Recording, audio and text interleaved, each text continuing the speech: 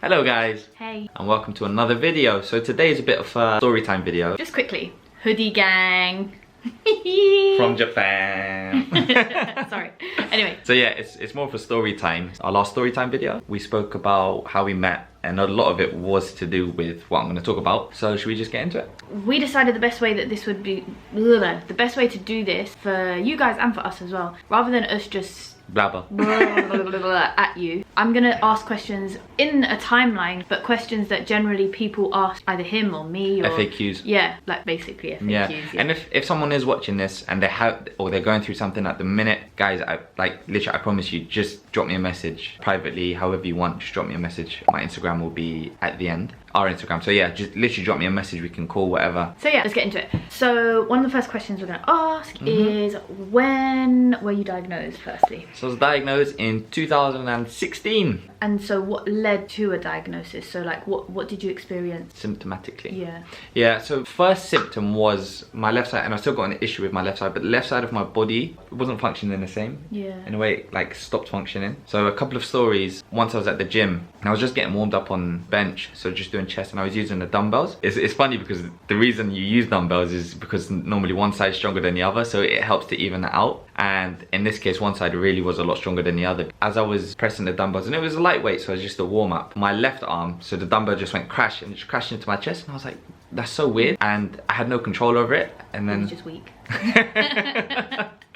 And then, yeah, I had literally no control over it. So I went to a dessert place with Emma. I remember getting up to go pay. No, she remembers it. She remembers it better than I do. Yeah. I dropped my bank card. Oh, you paid? No, but I just dropped my bank card. Well, you could have just said yeah. I wouldn't have forgotten. Anyway, go on. She could have taken credit for it. Yeah, I dropped my bank card, and then So she did pay. he went to pick it up, and as he went to pick it up, he literally just, his balance, it felt surreal. It was like, how did you do that? You know, when you like look at someone like, what? Yeah, it was crazy, but he literally just rolled. As he bent down, he literally just lost balance and rolled backwards on his back, and couldn't really get up, so I had to pull him up, and we kind of just looked at each other like, what? And we kind of just ignored it, and we were just quiet. Went to the table, and then I asked you to go get me some water, didn't I? Typical. Yeah. I kind of got over it quicker, and I was like, it's nothing, fine, let's forget about it. Yeah. Anyway, he came back with 2 cups of water, and as he was walking to me, he was walking, but this one just kept dropping as he was walking, and he kept trying to sturdy it, but it was just like... Yeah, it was paralyzed. Yeah. Yeah, it was fully like paralysis. So that stuff was crazy, especially if you've never experienced it before. So those are the symptoms that you experienced. Yeah. What did you do initially, like when you started realizing, okay, something's wrong? Like, what did you do? So first I went to the GP, and guys, like, honestly, if you're going through any symptoms like the ones I've discussed, really push. You have to get a brain scan. Don't take no for an answer. So I went to the GP and explained everything to her. He said, yep, looks like you've got a lack of vitamin D. Well, she did a blood test. Like, Sorry, she sent me for a blood test and came back and said you got a lack of vitamin D. I didn't understand why you sent me for a blood test if I'm saying I have these problems, and I don't understand why vitamin D is an issue. Symptoms obviously persisted. I went to A&E, and bear in mind, the symptoms, they were sparse. So sometimes I'd have them, sometimes I wouldn't have them. When I went to A&E, I wasn't experiencing them.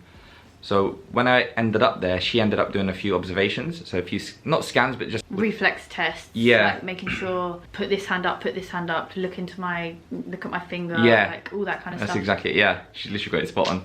Nursing it. Yeah, so I was doing all of that, and I was fine, and I explained to her again, I was like, but I'm not going through the symptoms now. If I came to you back in maybe an hour, 2 hours, 5 hours a day, it'd be completely different.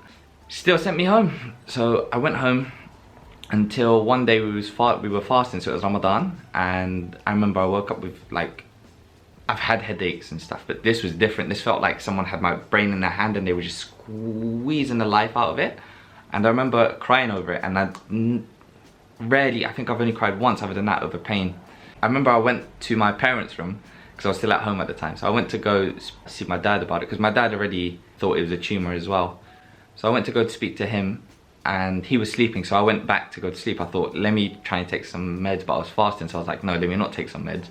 And then my mum came out when I was going back to the bedroom. I don't know what I was going to do. I don't know what my plan was, to be honest. It's pretty silly. Yeah, she saw I was crying from a headache, so she was like, okay, here, take some meds, break your fast, fine. Went to UCLH, and they took it seriously because my dad came with me. Like, he's good with medicine. So, had a brain scan. No doubt, yeah, it was a brain tumor. It was the size of a tennis ball. So I've got a lot of space in my head, as you can see. Because I don't know how it takes so long to realise there's a tennis ball in there. How did they break it to you? How did they drop it? How did they drop it? They closed the curtains. And He knew. yeah, I was like, uh-oh. So yeah, when they closed the curtains, I knew it was serious. My mum knew it was serious. My dad knew it was serious. And I was trying to hold it together. And he said, so we've had a look at the scan. The bad news is your dad was right. It is a brain tumor. My mum started crying. I wasn't gonna cry, but then when I saw her crying, like I started to cry. And then I called Emma. I thought he was joking. So he called me while I was at my friend's house.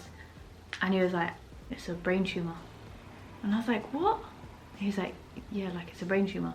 And I was like, like, stop joking. Like, it's not good to joke about these things. Like, seriously, like, what have they said?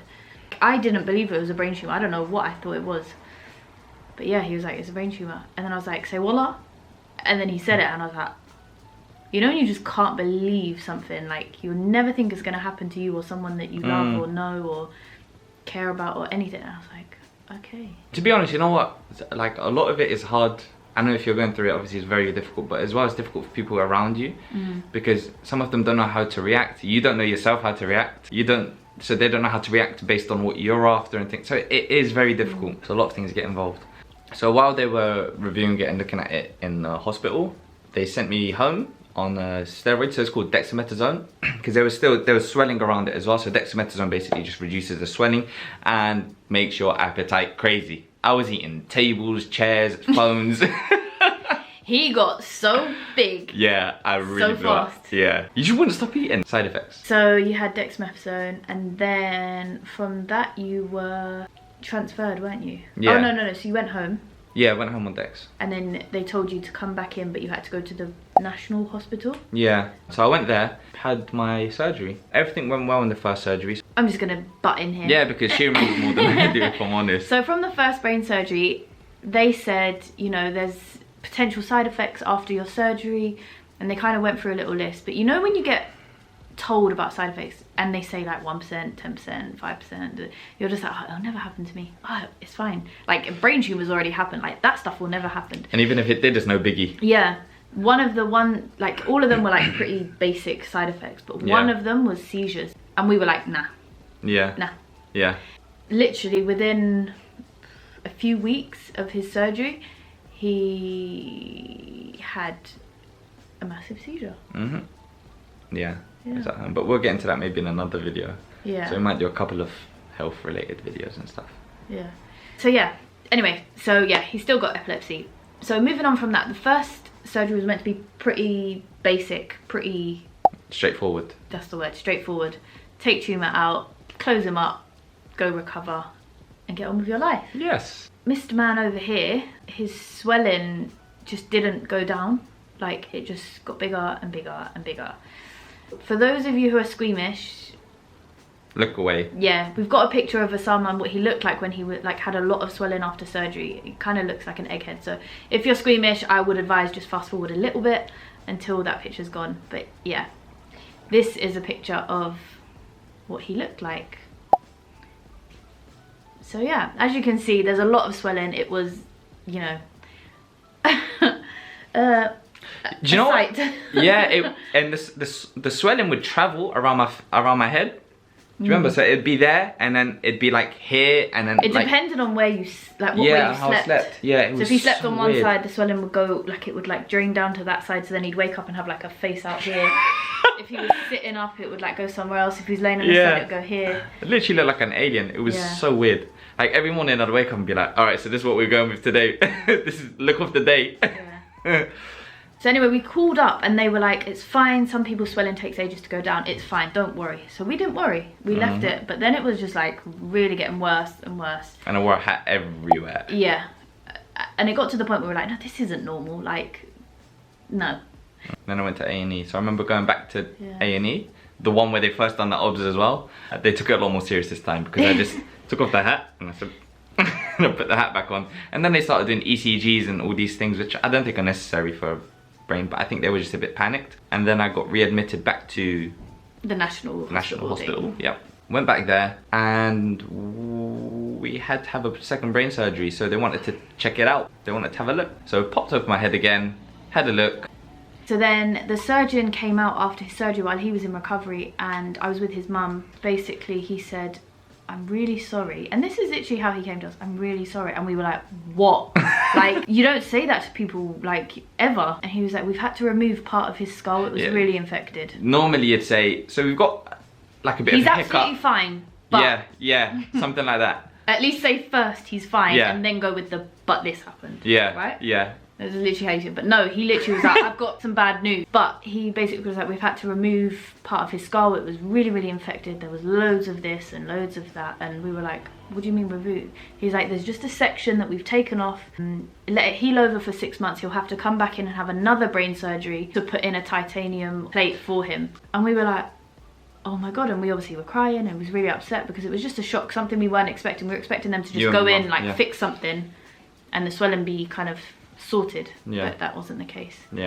So yeah, 2 brain surgeries. Then what happened? Guess what? It wasn't working. It was still egg. I still had an egg on my head. You know in school when they call you egghead? I've already got an egghead. I had another one. So I was like egghead squared. Imagine I was in school with some school kids. My God, and they're brutal. They would have killed me. So yeah, had to go back in obviously. And before they'd done their surgery, they had to try different things. So first thing they'd done, most pain I've been in my life, bar nothing. They put lumbar drain. So it's like in your lower back they insert a drain. So first thing is like a needle, and it's like massive, right? And the lower back has, I think, it's one of the most sensitive places in the body in terms of nerves. It's got so many nerve endings and things. So they put that in. And they gave me some local anesthetic around the area and it was still hurting. And I remember that night I was like, yeah, I feel alright, it hurts a bit, but I thought, yeah, let me go for a walk. In the morning, however, I was glued to the bed, I could not move. It was like that for like maybe 19 days.